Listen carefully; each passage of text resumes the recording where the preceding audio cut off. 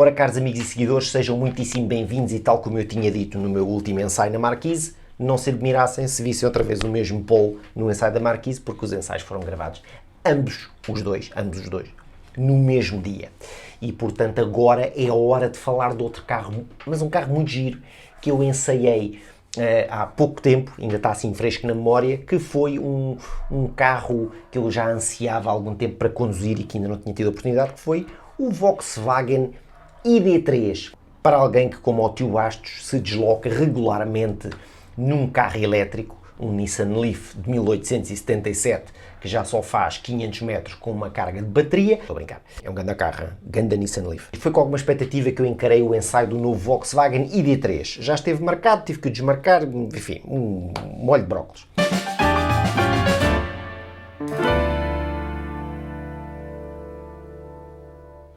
Começamos aqui pela parte, se calhar, mais sensível do Volkswagen ID3. Os preços deste carro começam nos 35 mil euros. Existem neste momento duas configurações de bateria, 58 kWh ou 77 kWh, que supostamente, de acordo com a marca, dá para percorrer mais de 500 km com uma carga, o que já começa a ser muito simpático, e mesmo esta bateria de 58 kWh já dá para percorrer à vontade, segundo a marca, 400 km.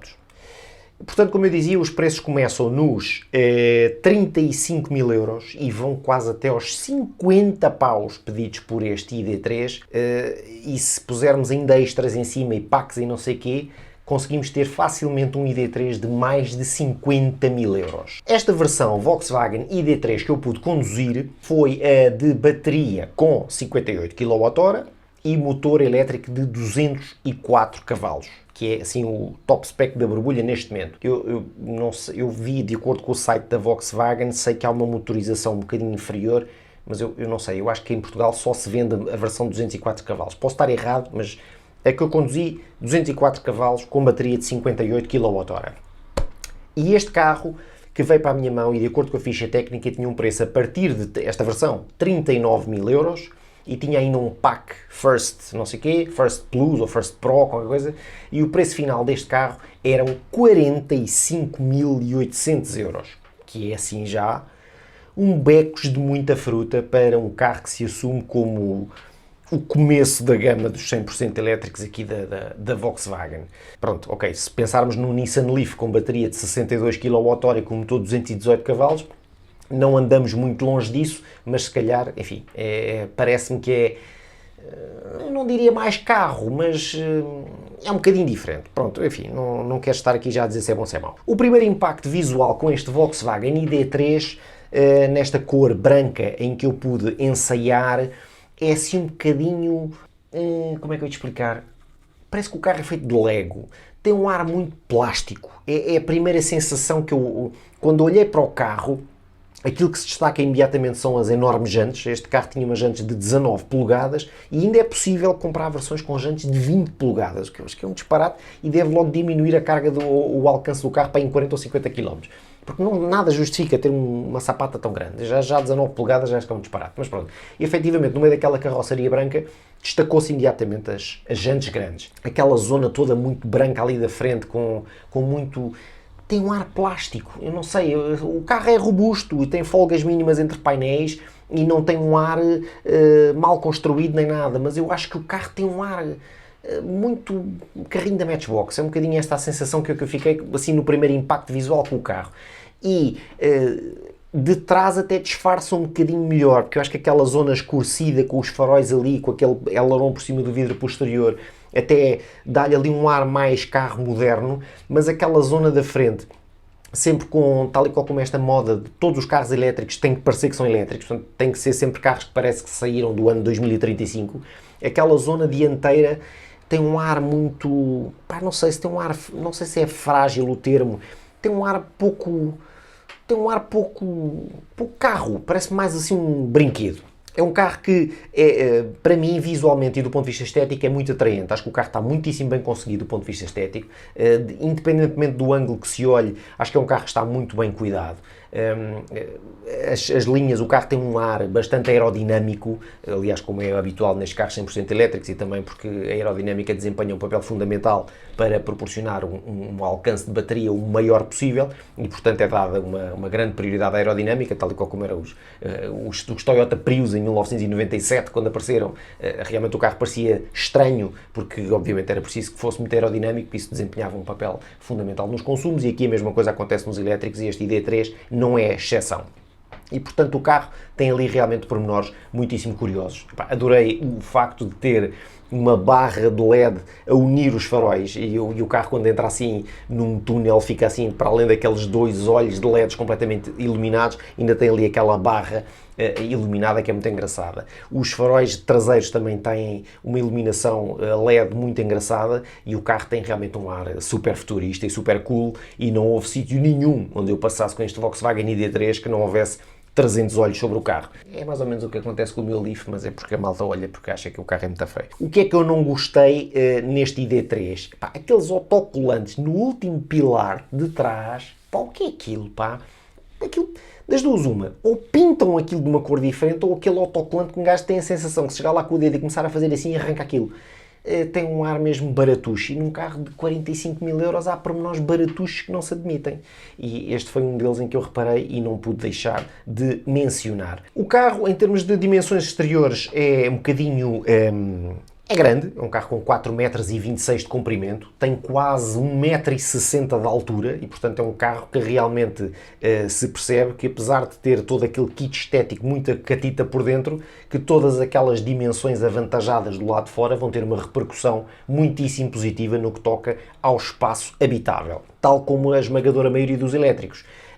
Devido à colocação da bateria no fundo, é um carro que é pesadote, não é? Estamos a falar de um Volkswagen ID3 que pesa 1794 kg na balança, portanto é assim por el gordito. Não é por isso que anda menos, e já lá vamos. Quando olhamos parece um carro realmente mais pequeno, mas depois, uma vez sentados lá dentro, percebemos que realmente o carro tem um espaço habitável muito significativo e é realmente muito agradável, quer nos lugares da frente, com uma visibilidade muito boa para todos os cantos da carroceria, quer nos lugares de trás.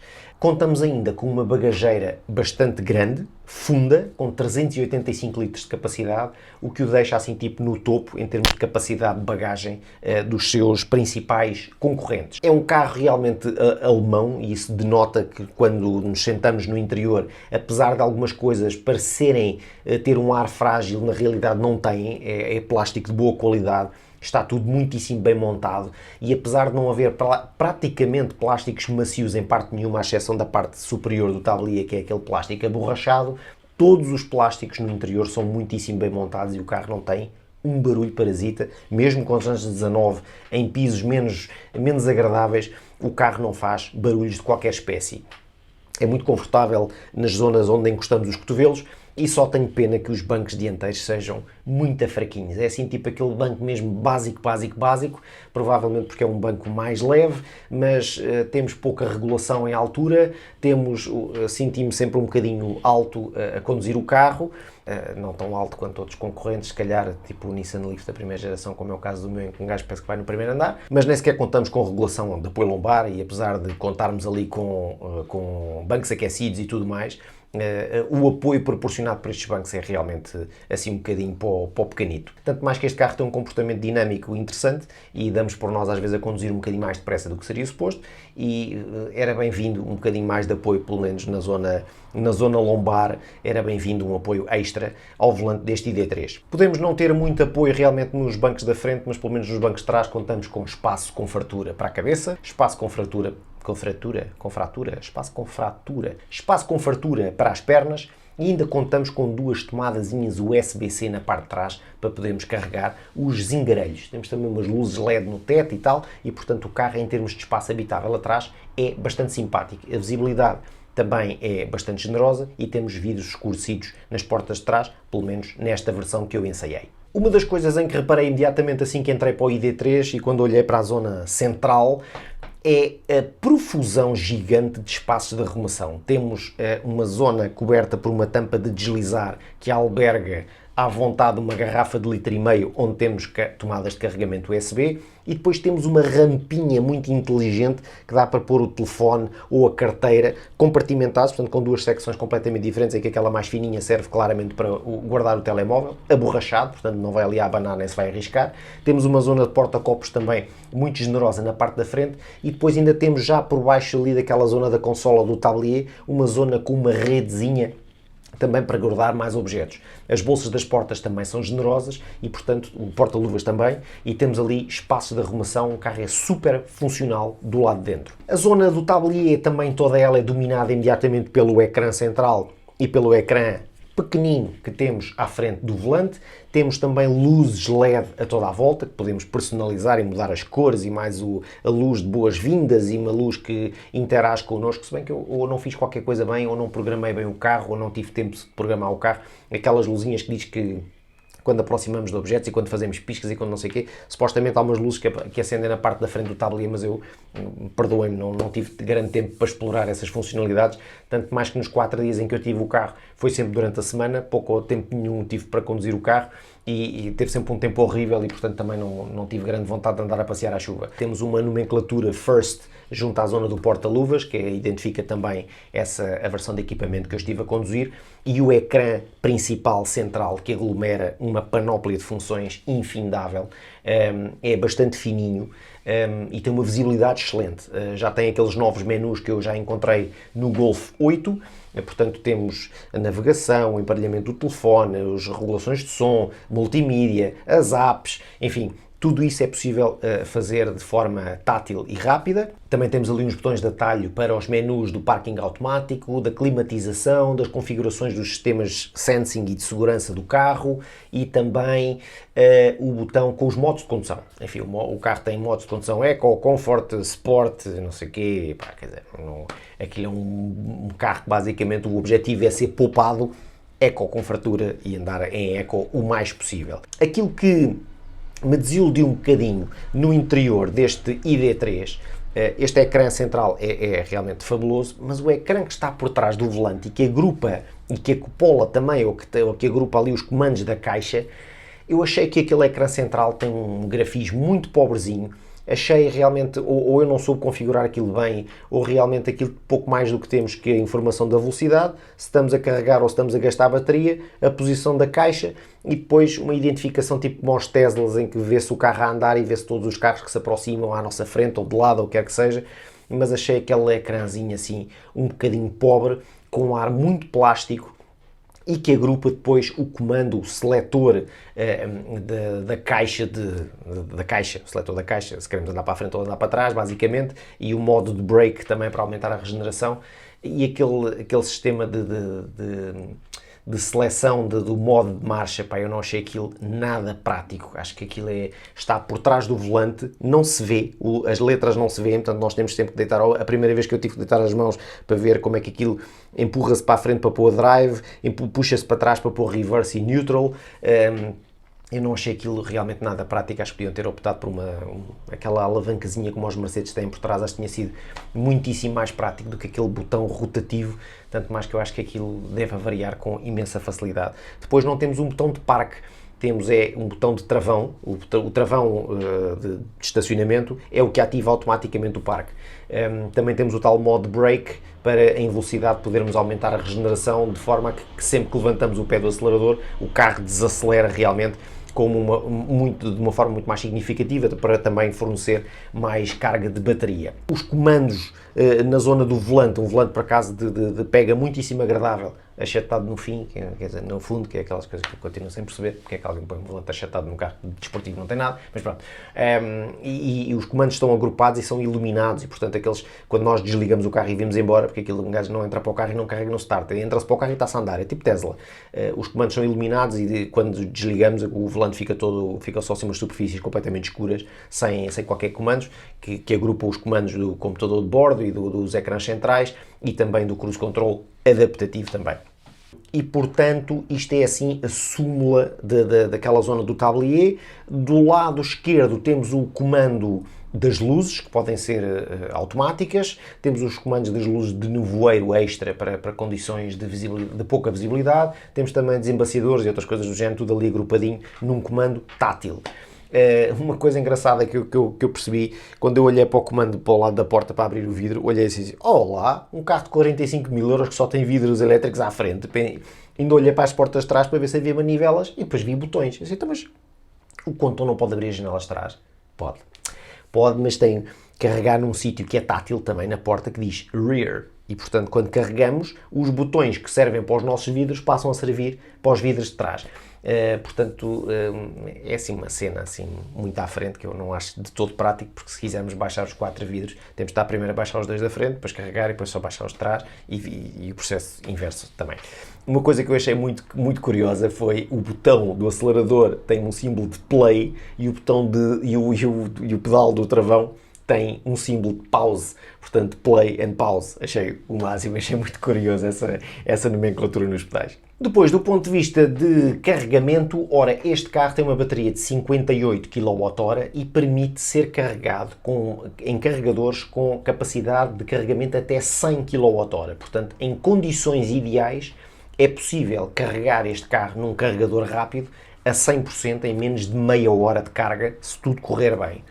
Numa tomada de corrente doméstica a 16 A, tendo em conta que 16 A carrega a 3.7 kW por cada hora, é de esperar, se dividirmos 58 por 3.7, não menos do que 14, 15 horas para ter a bateria 100% carregada, mas mesmo com esta bateria a 100%, quando eu fui levantar o carro em face do carregamento e da condução anterior, o carro indicava uma autonomia máxima de 354 km. A marca anuncia um consumo médio para este carro em torno dos 14,5 kWh por cada 100 km percorridos. Mas eu vou-vos dizer que sempre de ar-condicionado ligado, porque teve um tempo bastante mau e para evitar embaciamentos eu tive sempre o ar-condicionado ligado, eu não consegui entregar este carro ao cabo de quase 300 km percorridos, ao cabo de quase 200 km percorridos, com um consumo médio inferior a 18 kWh por cada 100 km percorridos.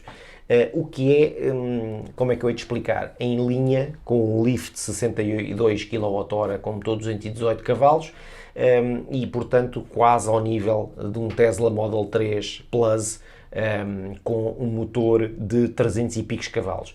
Este carro tem um motor de 204 cavalos com um binário de 310 Nm, disponíveis desde o momento zero. É capaz de fazer uma aceleração do 0 aos 100 em 7.3 segundos e a velocidade máxima está limitada a 160 km por hora.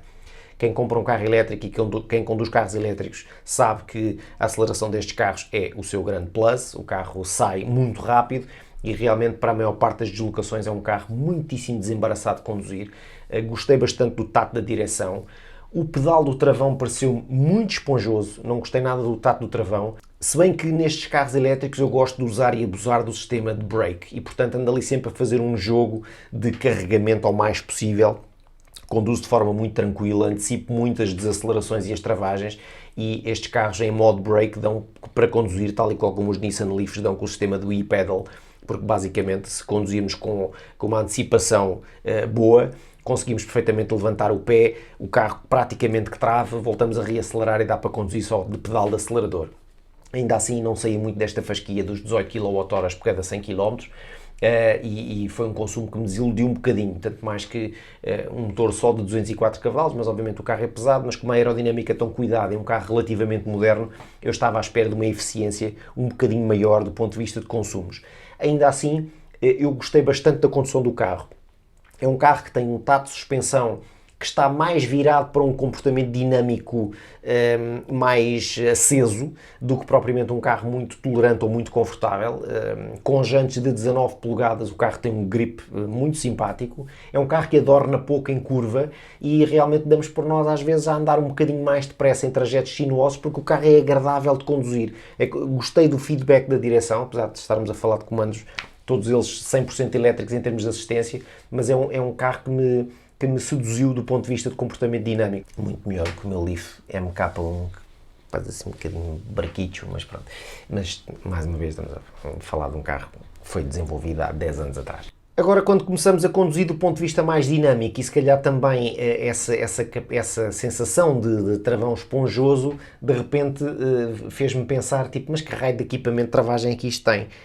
Epá, e num carro de 45 mil euros, a gente olhar para as rodas de trás e ver lá uns travões de tambor, é muita fatela, só vos digo. Foi assim uma coisa que eu olhei e disse, o que é isto? Eu achei que não estava a ver bem, pensei que fossem umas capas das jantes a tapar os discos ou coisa do género. Não, são travões de tambor atrás. Eu fiquei assim um bocadinho tipo, pá, mas estamos este carro que se assume como uma coisa ultramoderna, vem-me com travões de tambor, mas por que raio é que isto traz travões de tambor? Portanto, meus caros amigos, eu gostei particularmente do ensaio este Volkswagen ID3. Era um carro que eu me via perfeitamente a comprar como um substituto para o meu Nissan Leaf para a minha utilização dia-a-dia. Não iria nunca para a bateria de 77 kW, porque acho que não vale a pena. A bateria de 58 é mais do que suficiente. Os 204 cavalos garantem-lhe um andamento muito simpático. Acho que se calhar com um convívio mais regular do carro, se calhar conseguiria baixar aquele consumo médio dos 18, se calhar para 16, talvez 15, em velocidade mais estabilizada ou com menos ar-condicionado, mas gostei muito da condução do carro. Acho que é um carro, do ponto de vista da habitabilidade, também muito generoso, com boa mala, uma profusão de equipamento significativa e, obviamente, quanto mais pagarmos, mais equipamento temos. Esta versão ficou um bocadinho escura por dentro porque não contava com um teto panorâmico e, portanto, senti-me sempre ali um bocadinho escuro. Também os dias em que eu conduzi o carro chovia imenso e, portanto, o tempo também ele estava escuro. Gostei muito da funcionalidade, por simplesmente chegar ao carro, abrir a porta, sento-me ao volante em Grande Drive e arranco, não tenho que carregar em start nem em stop, da mesma forma que quando chego ao sítio, carrego em parque, saio do carro e fecho o carro com o dedo no botão, com o dedo só na zona da porta e vamos embora, não temos de estar preocupados em desligar o carro, porque ele assume que nós nos fomos embora e desliga-se sozinho. E, portanto, é umas modernices simpáticas, outras menos modernas e se calhar até algo antiquadas naquele carro que não dá muito bem para perceber, mas há ali pormenores que realmente são difíceis de aceitar num carro com esta gama de preço. Ainda assim, acho que é um sério concorrente à hegemonia japonesa ou dos Zoes e outras coisas do género, mas é um carro caro, é um carro caro. Também já tenho na calha ou pedido um ensaio ao Volkswagen ID4, e, portanto, vamos ver se estas motorizações e estas baterias, ou pelo menos com mais algum espaço ou um conceito um bocadinho mais SUV ou carrinha, possa tornar este produto ainda mais apelativo. Portanto, meus caros amigos, eu espero que tenham gostado do ensaio ao Volkswagen ID3 feito a partir da minha Marquise. E quem sabe se eu não faço um dia deste um ensaio com um Polo até diferente, que é para vocês não acharem que eu tenho um Polo só para fazer ensaios ou que gravo os ensaios todos no mesmo dia. Neste caso foram 2 gravados no mesmo dia. Mas pronto, é o que dá. Quando um gajo não tem muito tempo, tem que fazer assim. Tem que dizer à mulher, olha, hoje não me vês que hoje vou gravar vídeos para a Marquise o dia todo. É mais ou menos assim. Está bem? Caros amigos, gosto muito de vocês, espero continuar a acompanhar o canal e fiquem a aguardar mais novidades, está bem?